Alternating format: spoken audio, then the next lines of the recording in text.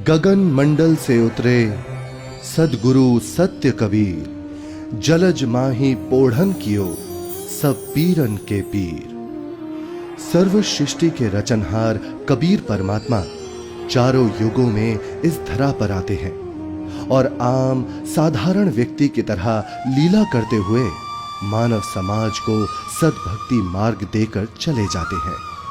आज से लगभग 600 वर्ष पूर्व कलयुग में अपने वास्तविक नाम कबीर नाम से सतलोक से चलकर कबीर प्रभु जी काशी के लहरतारा नामक तालाब में एक कमल के फूल पर सन 1398 ईस्वी संवत 1455 में ज्येष्ठ मास की पूर्णिमा को ब्रह्म मुहूर्त में प्रकट हुए थे। उन्हें नीमा और नीरू नाम के जुलाहा दंपत्ति ने पाला था। बात 1403 ईस्वी की है, जब कबीर प्रभु जी 5 वर्ष के थे। बालक रूप परमेश्वर कबीर साहिब जी ने 5 वर्ष की आयु से ही अपने अद्वितीय आध्यात्मिक ज्ञान में उस समय के सुप्रसिद्ध विद्वानों, ब्राह्मणों, काजी और मौलवियों के छक्के छुड़ाना शुरू कर दिया था। उन्हीं में से एक लीला है परमेश्वर कबीर जी द्वारा 104 वर्षीय काशी के सुप्रसिद्ध ब्राह्मण स्वामी रामानंद जी को गुरु धारण करने और उनको अपने अनमोल सत्य ज्ञान का उपदेश प्रदान करने की। रामानंद स्वामी जी रोज ब्रह्म मुहूर्त में गंगा घाट पर नहाने जाते थे। एक दिन ऐसे ही जब वो नहाने गए, जैसे ही स्वामी रामानंद चलकर नदी के किनारे सीढ़ियों से उतरने लगे, स्वामी रामानंद जी के पैर के खड़ाऊ कबीर प्रभु के सर पर लगते हैं। बालक कबीर जोर जोर से रोने लगे। रामानंद जी के चेहरे के भाव बदलकर चिंता वाले हो गए। वो नीचे की तरफ झुके। जैसे ही रामानंद जी झुकते हैं, उनकी गले की कंठी, जो कि एक तुलसी के मनके की होती है, पौड़ी पर बैठे कबीर जी के गले में डल जाती है और स्वामी रामानंद जी रोते हुए बालक रूप में परमेश्वर के सर पर हाथ सहलाते हुए बोलते हैं, ये क्या अनर्थ कर दिया मैंने। रो मत बेटा, राम राम बोलो। राम राम। राम राम कहने से सब दुख दूर हो जाएंगे। ये बच्चा जरूर अपने माँ बाप से बिछड़कर यहाँ आ गया है। ऐसा करता हूँ, स्नान करने के पश्चात इसे आश्रम ले चलता हूँ और फिर इसके माता पिता के बारे में पता करता हूँ।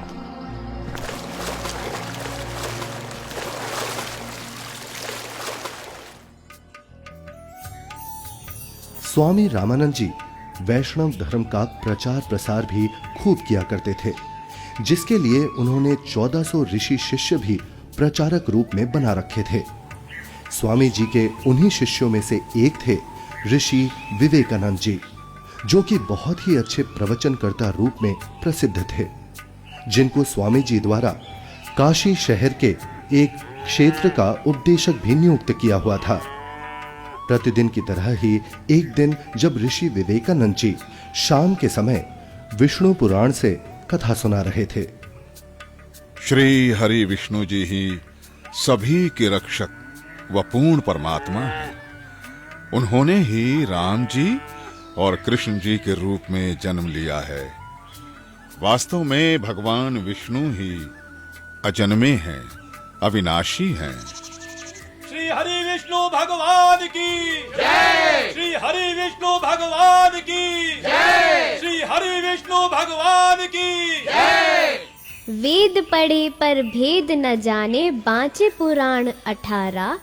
पत्थर की पूजा करे, भूले सृजनहारा।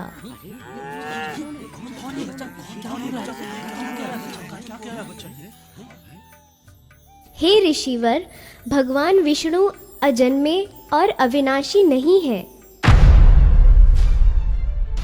अब इसमें देखिएगा ब्रह्मा विष्णु महेश की क्या स्थिति है। श्रीमद् भगवत गीता, गीता प्रेस गोरखपुर से प्रकाशित है। संपादक हनुमान प्रसाद पोदार, चिमनलाल गोस्वामी। प्रकाशक एवं मुद्रक हैं गीता प्रेस गोरखपुर, गोविंद वन कार्यालय कोलकाता का संस्थान। अध्याय 4 चल रहा है, 123 पृष्ठ पे। भगवान विष्णु अपनी माता दुर्गा की स्तुति कर रहे हैं, तुम शुद्ध स्वरूपा हो, ये सारा संसार तुम इसे उद्भासित हो रहा है, मैं ब्रह्मा और शंकर हम सभी तुम्हारी कृपा से विद्यमान है। हमारा आविर्भाव माने जन्म और तिरोभाव माने मृत्यु हुआ करता है, हमारा तो जन्म और मृत्यु होता है, केवल तुम ही नित्य हो, जगत जननी हो, प्रकृति और सनातनी देवी हो।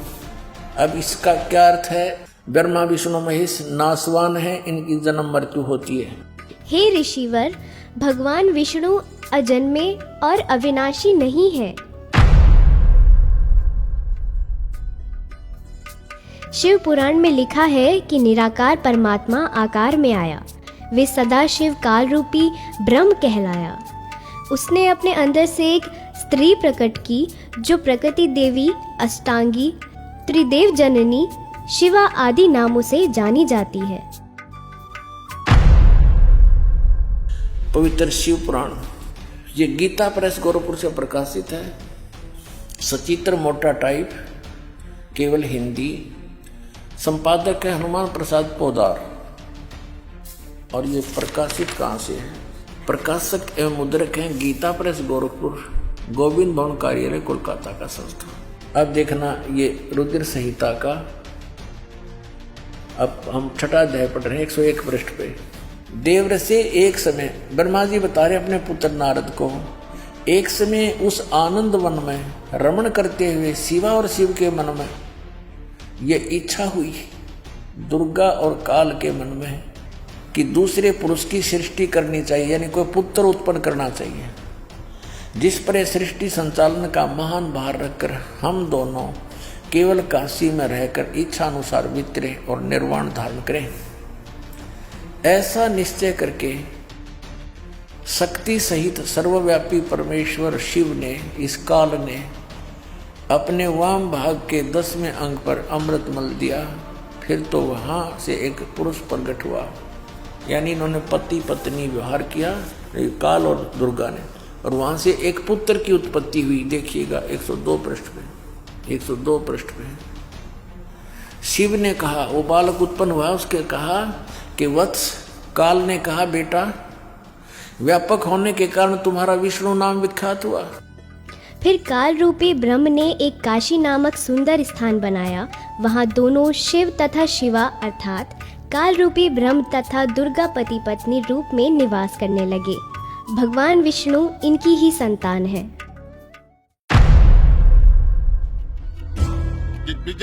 ये सब झूठ बोल रहा है, और ये सब छोड़, तू ये बता तू कौन है, किस जाति का है, गुरु कौन है तेरा? ये तो जुलाहा है, नीमा नीरू का पुत्र है। हे ब्राह्मण, मेरे गुरु भी वही है जो आपके गुरु हैं। अच्छा, तुझे पता भी है मेरे गुरुदेव कौन है? मेरे गुरुदेव स्वामी श्री श्री 1008 स्वामी रामानंद जी महाराज हैं। जी पंडित जी, मेरे गुरुजी भी स्वामी रामानंद जी ही हैं। झूठ, सरासर झूठ। देखो भाइयों, ये जुलाहा सरेआम झूठ बोल रहा है। मेरे गुरुजी तेरे जैसे अछूत के दर्शन भी नहीं करते। शिष्य बनाना तो बहुत दूर की बात है। कल सुबह तुझे गुरुजी के समक्ष पेश करूंगा। दूध का दूध, पानी का पानी हो जाएगा। गुरुदेव तुम्हें स्वयं दंड देंगे। मेरे गुरु का नाम मिट्टी में मिलाता है। तुम भी आना भाइयों, देखना अपनी आंखों से। इस कबीर जुलाहे का झूठ कल सबके सामने आ जाएगा। हाँ, हम सब आएंगे, हम सब आएंगे, हम सब आएंगे।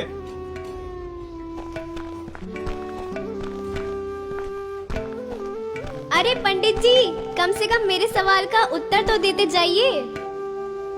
विवेकानंद सीधा रामानंद जी के पास पहुंचा और उन्हें सारी बात बताई।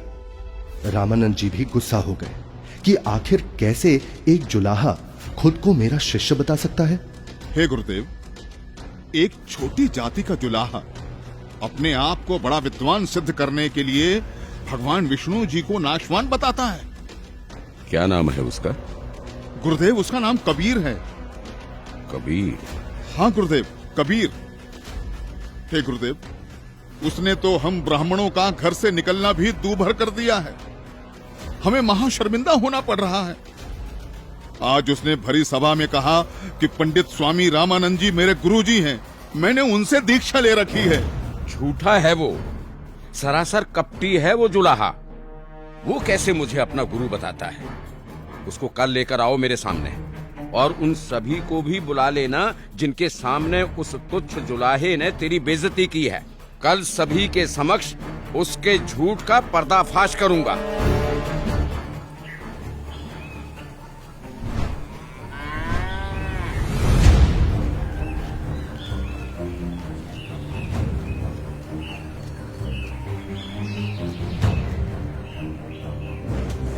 नीरू जुलाहे का घर कहाँ है?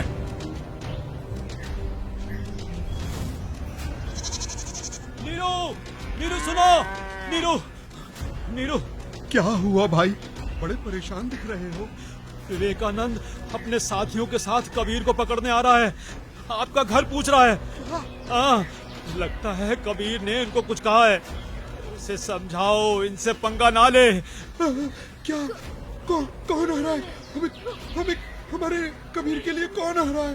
कौन पकड़ेगा? नीमा और नीरू डर जाते हैं और कबीर को झोपड़ी के पीछे ले जाकर कंबल से उड़ाकर छुपा देते हैं। तभी विवेकानंद वहां पहुंच जाता है। कहाँ है वो दंड बालक कबीर? कल उसने भरी सभा में मेरे गुरुदेव का अपमान किया है। आज सबके सामने गुरुजी उसकी पिटाई करेंगे। हे ब्राह्मण जी, क्या बात है? इतना क्रोधित मत होइए। हमारा कबीर किसी का अपमान कर ही नहीं सकता। न जाने क्यों आप हमारे कबीर के पीछे पड़े हैं। मेरा कबीर यहाँ नहीं है। अच्छा, अभी पता चल जाएगा। तोड़ डालो इसकी झोपड़ी को और ढूंढ कर निकालो उस अधर्मी कबीर को। रुक जाइए, हम हाथ जोड़ते हैं। हमारे कबीर ने कुछ नहीं। घर में घुसकर विवेकानंद और उसके शिष्य तोड़ फोड़ करने लगते हैं तो कबीर प्रभु जी से नहीं रहा जाता। वो सामने आ जाते हैं। मत छोड़ो यहाँ, सब कुछ तोड़ फोड़ दो सब कुछ। ये विवेकानंद ब्राह्मण, मैं यहाँ हूँ झोपड़ी के पीछे। झोपड़ी के पीछे? पकड़ो उसे। पकड़ो। विवेकानंद उन्हें बंदी बना लेता है। फिर जब नीमा और नीरू कबीर प्रभु को बचाने की कोशिश करते हैं तो विवेकानंद उन्हें धक्का मारता है और हिंसा करते हुए कबीर प्रभु को रामानंद जी के पास ले जाता है। विवेकानंद और साथ आए शिष्य बालक को छुड़ाने के लिए बीच में आए नीरू और नीमा के ऊपर भी हाथ उठाते हैं।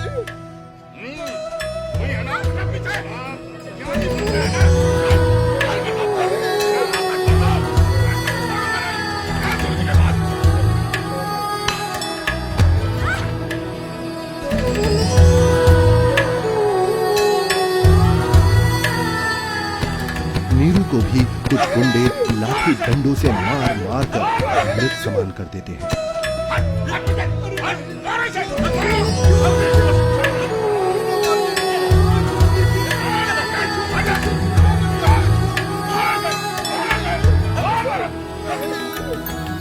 साच कहू जग मार ही, या झूठ कही ना जाई हो।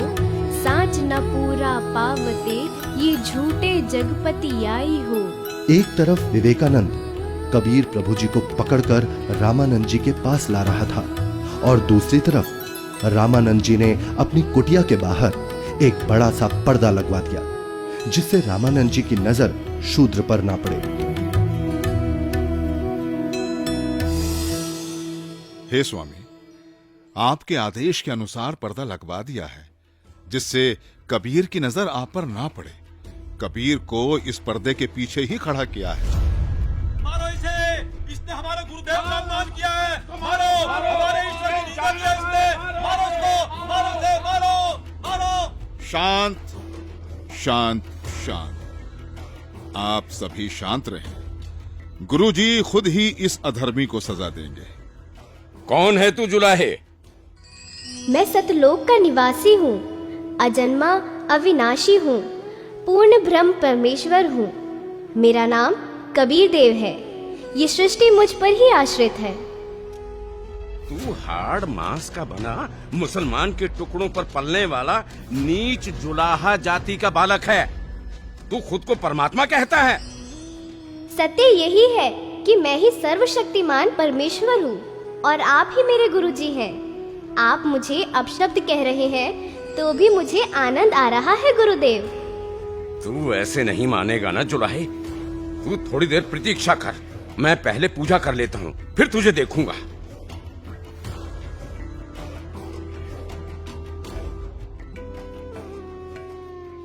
कहीं ये बालक सच में तो भगवान नहीं है, क्योंकि भगवान तो किसी भी रूप में कहीं भी आ सकते हैं। कहीं मुझसे कोई गलती ना हो जाए। अपनी पूजा साधना के बाद सोच समझ के बात करूंगा। 104 वर्ष के रामानंद, जो कि सालों से ध्यान कर रहे थे, वो ध्यान करते हुए ही ध्यान में ही भगवान की काल्पनिक छवि बनाते और उनकी पूजा करते। लेकिन उस दिन ध्यान में कुछ अलग हुआ। स्वामी जी कल्पना में खड़े होते हैं और श्रद्धा से नंगे पैरों जाकर गंगा से जल लेकर आए और ठाकुर जी के वस्त्र उतारे, फिर स्नान करवाया तथा नए वस्त्र पहना दिए, तिलक लगाया और भगवान के सर पर मुकुट रख दिया। तब पास में रखी कंठी पर ध्यान गया और कल्पना में ही बोले, हे भगवान, आज तो कंठी डालना ही भूल गया। फिर कंठी उठाकर मुकुट के ऊपर से डालने लगे, लेकिन माला मुकुट में फंस गई। अब स्वामी जी चिंतित हो गए और कल्पना में ही सोच रहे हैं, हे भगवान, आज ये आपके दास के साथ क्या बनी? यदि कंठी नहीं डाली तो पूजा अधूरी रह जाएगी। और अब यदि मुकुट उतार दिया तो पूजा खंडित हो जाएगी। आज से पहले ऐसी गलती कभी नहीं बनी थी। हे प्रभु, आज क्या गलती बन गई मुझ पापी से। आज का तो मेरा सारा दिन ही व्यर्थ गया। जब स्वामी जी मन ही मन में व्याकुल हो रहे थे और अपने आप को कोस रहे थे, तब परमेश्वर कबीर साहिब जी पर्दे के पीछे से बोले, हे स्वामी जी, चिंता मत कीजिए, इस माला की गांठ खोल दीजिए और फिर ठाकुर जी के गले में डालकर इस माला को बांध दीजिए। फिर आपको मुकुट उतारना नहीं पड़ेगा। स्वामी रामानंद जी ने जब कबीर साहिब जी की पर्दे के पीछे से आवाज सुनी तो उन्हें एकदम झटका सा लगा। वो एकदम आंखें खोलकर चौंक जाते हैं और मन ही मन विचार करते हैं कि हे भगवान, ये क्या? यहाँ ना तो कोई मूर्ति है और ना कोई माला। मैं तो काल्पनिक पूजा कर रहा था और मेरे मन में चल रही इस काल्पनिक क्रिया को इस बालक ने कैसे जान लिया? ये कोई साधारण बालक नहीं हो सकता। मेरे इस भजन क्रिया को तो केवल भगवान ही जान सकता है। ये तो साक्षात भगवान है। आपने तो मेरे मन की बात बता दी। आप तो स्वयं भगवान आए हो। आप कोई साधारण बालक नहीं हो। हाँ, आप कोई साधारण बालक नहीं हो। फिर स्वामी जी को महसूस हुआ कि बालक कबीर के शरीर में कहीं हड्डियां तो महसूस हो ही नहीं रही। तभी वो बालक कबीर को सीने से हटाकर उनके हाथ पैर यानी शरीर को दबा दबा कर देखने लगे। हे भगवान, आपका शरीर तो बहुत कोमल है, जैसे रुई हो। आपके शरीर की तुलना में मेरा तो पत्थर जैसा शरीर है। स्वामी जी क्या कर रहे हैं? स्वामी जी ने एक शूद्र को गले लगाया। क्या कर रहे हैं स्वामी जी? लगता है कि बुढ़ापे में गुरुजी का दिमाग हिल गया है, जो शूद्र को गले से लगा लिया। हे भगवान, अगर आपकी आज्ञा हो तो मेरी कुछ शंका है। कैसी शंका गुरुदेव? हे भगवान, एक बात समझ नहीं आई। आपने झूठ क्यों बोला? कैसा झूठ स्वामी जी? आप कह रहे थे कि आपने मुझसे उपदेश ले रखा है, लेकिन मैंने तो आपको कभी नाम दीक्षा नहीं दी। स्वामी जी, याद कीजिए, एक समय आप पंचगंगा घाट पर स्नान करने के लिए गए थे। मैं वहाँ पौड़ियों पर लेटा हुआ था। आपके पैरों की खड़ाऊ मेरे सिर पर लगी थी और मैं पीड़ा के कारण रो रहा था। तब आपने मेरे सिर पर हाथ रखा और कहा कि बेटा राम राम बोलो। तो स्वामी जी, आप मेरे गुरु बन गए और मैं आपका शिष्य। मेरा तो उद्देश्य ही वहां पर आपसे दीक्षा लेना था। हाँ, अब याद आया। परंतु वो तो बहुत छोटा बच्चा था। वो देखिए स्वामी जी, क्या मैं ऐसा था? स्वामी जी ने जिधर बालक कबीर जी इशारा कर रहे थे, उधर 2.5 वर्ष के उसी बालक को चारपाई पर लेटा देख चौंक जाते हैं और बार बार कभी 5 वर्ष के रूप में खड़े परमात्मा को देखते हैं तो कभी 2.5 वर्ष वाले रूप को। फिर आंखें मल मल कर देखते हैं कि कहीं आंखें धोखा तो नहीं खा रही।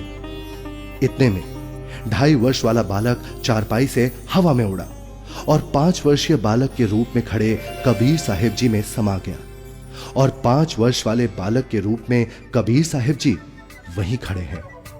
मेरा संशय मिट गया। आप ही पूर्ण ब्रह्म हैं, हे परमेश्वर। आपको हम कैसे पहचाने? आप किस जाति में उत्पन्न तथा कैसी वेशभूषा में खड़े हैं?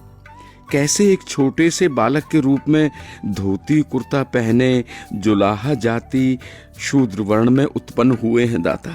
हे मालिक, हम तुच्छ बुद्धि जीव आपको कैसे पहचाने? अपने इस अनजान बालक की गलती क्षमा करना प्रभु। ऐसा मत कहिए स्वामी जी, आप मेरे गुरुदेव हैं और मैं आपका शिष्य। नहीं भगवान, मैंने आपको पहचान लिया है।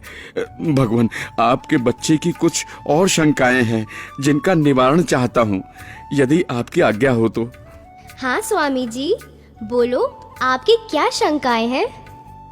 हे कबीर देव, मैं अपने शिष्यों को राम नाम जाप करने को नहीं देता। यदि आपने मुझसे दीक्षा ली है तो आप मुझे वो मंत्र बताइए जो मैं अपने शिष्यों को देता हूँ। स्वामी जी, आप ओम नाम जाप करने को देते हो। आपने जो मंत्र बताया ये तो सही है, लेकिन एक शंका और है, कृपया उसका भी समाधान कीजिए। पूछिए गुरुदेव जी। मैं जिसे शिष्य बनाता हूँ उसे एक चिन्ह देता हूँ, वो आपके पास नहीं है। हे गुरुदेव, आप एक तुलसी की कंठी माला देते हो गले में पहनने के लिए। ये देखो गुरुदेव, उस दिन पंचगंगा घाट पर आपने ही तो अपने गले से निकालकर ये कंठी मेरे गले में पहनाई थी। ये सारी लीलाएं देखकर वह बालक रूप में खड़े कबीर परमात्मा की बातें सुनकर स्वामी रामानंद जी समझ गए कि ये कोई साधारण बालक नहीं है। उसके बाद कबीर परमात्मा ने स्वामी रामानंद जी को अपने उसी 5 वर्ष के बालक के रूप में अपने साथ यमलोक, स्वर्गलोक, विष्णुलोक, शिवलोक और फिर अंत में सतलोक में ले जाते हैं। ये सतलोक है। सतलोक में नूरी आत्माएं घूमती हुई, सफेद वृक्ष, सफेद फल, फूल, महल, दूधों की नदियां दिखती हैं, हीरे मोतियों के चमकीले पहाड़, सफेद वस्त्रों में मोतियों की माला पहने आत्माएं सतलोक में घूमती हुई। फिर वो दोनों एक बड़े से गुंबद नुमा महल के अंदर सतलोक में भगवान के पास पहुंच जाते हैं। सतलोक में पूर्ण परमात्मा कबीर जी एक गुंबद में एक ऊंचे सिंहासन पर विराजमान दिखते हैं। दोनों उस सिंहासन पर बैठे परमात्मा को प्रणाम करते हैं। अब बालक रूपधारी कबीर देव उस सिंहासन के पास जाते हैं और सिंहासन पर बैठे अपने अन्य रूप पर चंवर करते हैं। ऐसा देखकर रामानंद जी सोचते हैं, इसका मतलब कबीर देव जी इस सिंहासन पर बैठे सच्चे परमात्मा के सेवक हैं। तभी सिंहासन पर विराजमान तेजोमय परमात्मा सिंहासन से उठकर खड़े हो गए और कबीर देव जी के सामने हाथ जोड़कर कबीर देव जी को बैठने का आग्रह करने लगे। बालक रूप में कबीर परमात्मा सिंहासन पर बैठ गए और पहले सिंहासन पर बैठे परमात्मा बालक कबीर को चंवर करने लगे। रामानंद जी प्रभु के सामने हाथ जोड़कर खड़े रहे। तभी फिर तेजोमय परमात्मा एक प्रकाश पुंज में बदल गया और फिर वो उस बालक कबीर जी के शरीर में समा गया। अब बालक कबीर जी का शरीर भी उतना ही तेजोमय हो गया जितना कि पहले सिंहासन पर बैठे परमात्मा का था।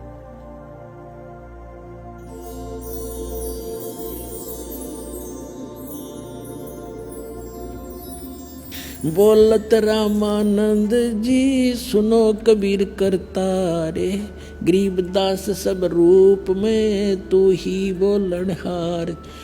दोहू ठोर है एक तू बया एक से दो, गरीबदास हम कारणे तुम आए हो मगजो।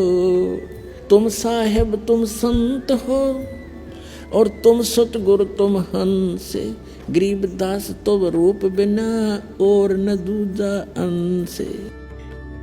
हे परमात्मा, आप जी स्वयं ही दोनों स्थानों पर लीला कर रहे हो। आप ही निज ब्रह्म पूर्ण ब्रह्म हो। तीनों लोकों में प्रवेश करके सबका धारण पोषण करते हो। मैंने आपका वो सनातन परम धाम आंखों देख लिया है। आप ही परमेश्वर हो, आप ही सतगुरु तथा आप ही तत्वदर्शी संत हो, और आप ही हंस अर्थात अच्छे बुरे को भिन्न भिन्न करने वाले सच्चे भक्त भी हो। मैं आपका भक्त, आप मेरे गुरु जी। स्वामी जी, आप मेरे गुरुजी ही बने रहो। मैं आपका शिष्य हूँ। ये गुरु परंपरा बनाए रखने के लिए अति आवश्यक है, नहीं तो भविष्य में संत भक्त कहा करेंगे कि गुरु बनाने की कोई आवश्यकता नहीं है। कबीर ने कौन सा गुरु बनाया था? इसलिए स्वामी जी, संसार की दृष्टि में आप मेरे गुरुजी की भूमिका कीजिए तथा वास्तव में जो साधना की विधि मैं बताऊं, आप वैसे भक्ति कीजिए। ठीक है परमात्मा, जैसी आपकी आज्ञा। इस प्रकार परमेश्वर कबीर जी ने 5 वर्ष की आयु में ही 104 वर्ष के ब्राह्मण को तत्व ज्ञान से परिचित कराया और गुरु परंपरा को बनाए रखने के लिए कबीर साहिब जी ने स्वामी रामानंद जी को अपना गुरु बनाया। यह अनमोल ज्ञान जगत गुरु तत्वदर्शी संत रामपाल जी महाराज के सत्संग प्रवचनों से संग्रह किया गया है। संपूर्ण आध्यात्मिक ज्ञान प्राप्त करने के लिए अवश्य सुनिए जगत गुरु तत्वदर्शी संत रामपाल जी महाराज जी मंगल प्रवचन।